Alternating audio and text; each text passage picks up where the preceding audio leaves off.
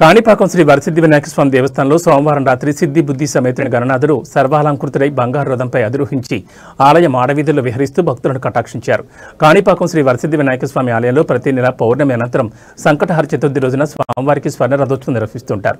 ఈ మేరకు సోమవారం రాత్రి స్వామివారికి స్వర్ణ రథోత్సవం అత్యంత ఘనంగా నిర్వహించారు.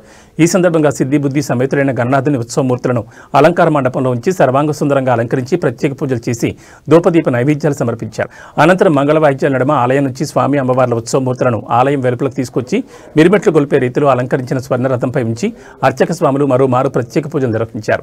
అనంతరం భక్తులు గణేష్ నామస్మరణలు మిన్నంటుతుండగా మంగళ వాయిద్యాల నడుమ ఆలయం ఆడవీధుల్లో ఉభయ దేవీర్లతో కలిసి స్వామివారు విహరిస్తూ భక్తులను కటాక్షించారు. ఈ సందర్భంగా భక్తులు నారికేళ కర్పూర హారతులతో మొక్కులు తీర్చుకున్నారు. ఈ కార్యక్రమంలో ఆలయ EO K Penchala Kishore, AEO Ravindra Babu, ప్రధాన అర్చకులు సోమశేఖర్ గురుకుల్, స్థానాచార్యులు పనిస్వామి, సూపరింటెండెంట్లు వాసు, కోదండపాణి, టెంపుల్ ఇన్స్పెక్టర్లు బాలాజీ నాయుడు, చిట్టిబాబు, అర్చకులు, వివిధ ప్రాంతాల నుంచి వచ్చిన భక్తులు పాల్గొన్నారు.